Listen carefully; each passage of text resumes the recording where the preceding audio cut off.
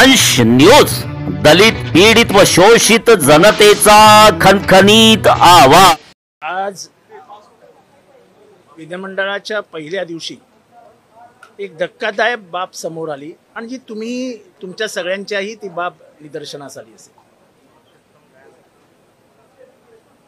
आपलं सभागृह विधानसभा विधान परिषद नेहमी परंपरेने चालतं। त्यांना माहिती आहे आतमध्ये विधानसभेची जो गालीचा आहे तो लाल असतो, वरचा गालीचा हिरवा असतो।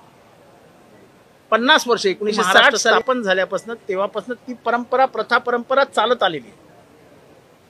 आपल्या सगळ्या पासेस जे सरकार विधिमंडळ वगैरे सगळे इश्यू करतात त्याच्यावरती नेहमी अशोक स्तंभ असायचा। बघा तुमचे पासेस तपासून बघा, सगळ्यांचे पासेस याच्या पूर्वीचे पासेस जर जमा करून ठेवले असतील तर सगळे तपासून बघा, सगळ्यावरती अशोक स्तंभ आहे।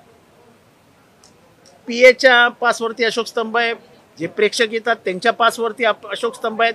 अगदी जे अनसाइन्ड लेटर हेड ज्याच्यावर कोणाचं नाव नाही असे लेटर हेड जे विधान परिषदेमध्ये सभेमध्ये आम्ही जिथे बसतो त्याच्या खाली ठेवलेले असतात त्याच्यावरती देखील अशोक स्तंभ असतो। हा अशोक स्तंभच गायब झाला। काही दिवसापूर्वी या सरकारने एक जाहिरात दिली होती, सगळ्या पेपरला फ्रंट पेज मोठी जाहिरात दिली होती। हे बघा, हा आता तुम्ही तुमचे जुने सगळे पासेस तपासून बघा, इथे मध्ये अशोक स्तंभ असायचा। अशोक स्तंभ या राष्ट्राची ओळख आहे, त्याला एक संविधानिक अर्थ आहे, त्याला एक घटनात्मक अर्थ आहे, तो शिक्का आहे तुमच्या अस्तित्वाचा।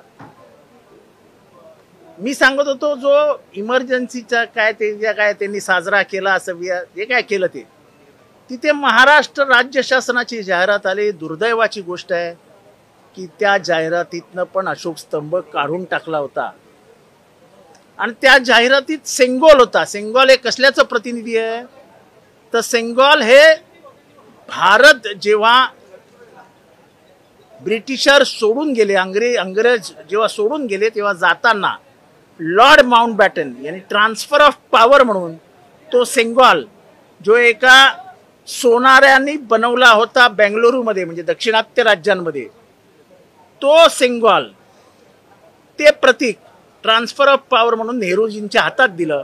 पण नेहरूजींनी ते स्वतःच्या केबिनमध्ये नाही नेलं, त्यांनी केबिनमध्ये अशोक स्तंभच ठेवला। आज तो अशोक स्तंभ हलवण्याचं काम या दुष्ट सरकारने केलंय। अशोक स्तंभ ही ओळख आहे देशाची, महाराष्ट्राची। उद्या सभागृहात जिथे अध्यक्ष बसतात त्याच्यावरती अशोक स्तंभ आहे, काढून टाकतील। तेव्हा आमची ओळख पुसण्याचं काम हे सरकार करतंय, त्याचा आम्ही निषेध पण करतोय। पण ही चुकीची प्रथा आणि चुकीची परंपराला सुरुवात होतीये। ते तुम्हाला देखील एक ओळख होती अशोक स्तंभाची, तुमच्याही ओळखीवरती चुना लावण्याचं काम केलंय। आपण सगळ्यांनी मिळून अशोक स्तंभ परत मिळण्यासाठी ही लढाई लढली पाहिजे। काही दिवसांपूर्वी राजभवनात देखील खरं तर आणीबाणीच्या विरोधातला कार्यक्रम झाला। राजभवनाच्या सगळ्या बॅनरवरती देखील त्यावेळेस सेंगोल चिन्हाचा वापर करण्यात आलेला। मुख्यमंत्री उपमुख्यमंत्री देखील त्या कार्यक्रमाला नाही, असं आहे की आपल्याला जनसामान्यांना समजावून सांगावं लागेल सेंगोल आहे काय। जेव्हा भारताला सोडून ब्रिटिशर निघून गेले तेव्हा जाताना ट्रान्सफर ऑफ पॉवर म्हणून त्यांनी सेंगोल जे एक सोन्याचा दांडका आहे ती तुमची ओळख नाही आहे। अशोक स्तंभ ही तुमची ओळख आहे, त्याला काही अर्थ आहे। 3 सिंहाची निशाणी ही अर्थपूर्ण निशाणी आहे, ती संविधानावरती आहे।